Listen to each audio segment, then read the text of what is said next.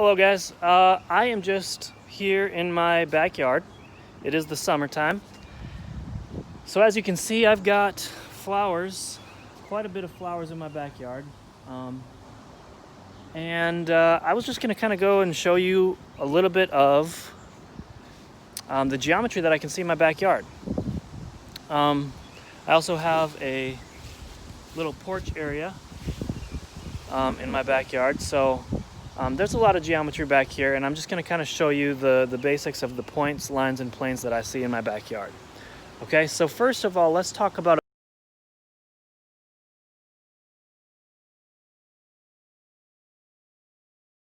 anywhere that is basically just defined by a space. It's not any length or width or anything like that. So literally anything can be called a point. I like to look for corners.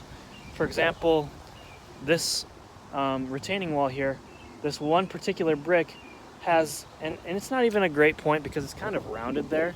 I'd have to look maybe for one that's a little bit more of maybe a 90-degree angle coming together. So I don't know. There might be one over here, but there's a point at the very tip of these rocks, and that's just a location. It doesn't really have any size because you want to make it as small as possible to be as accurate as possible. Let's talk about lines now.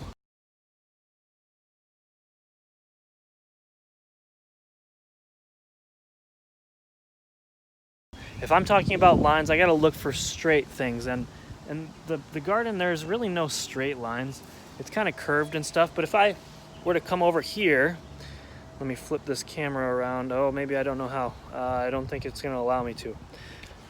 But I can show you. There are straight lines on the top edges of this bench.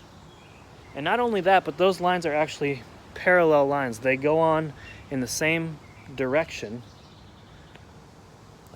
just like this. And honestly, you would call these segments in the real world because lines go on infinitely in every direction, but obviously we can't have things that are infinite in real life.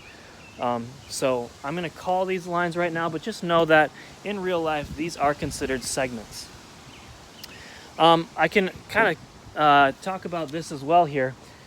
This is also a line on this side. So if I'm talking about this line with this line, I would, sorry, I don't know if you saw that. This line over here with this line, I would call those perpendicular lines because this is a 90-degree angle on my bench.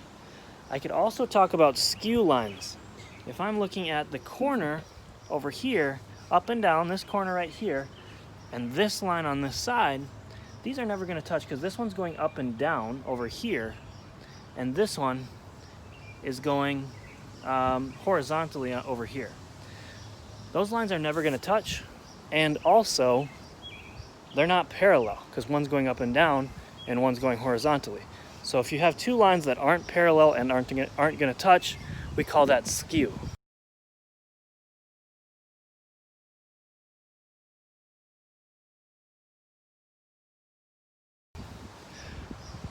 All right, now let's talk about a plane. If I look up in my garden here, I have a fence. That fence is basically a plane. Now I realize that a plane should go on forever in all directions, up, down, and left and right. But like I said, infinite doesn't really happen in the real world, but we can consider that a plane.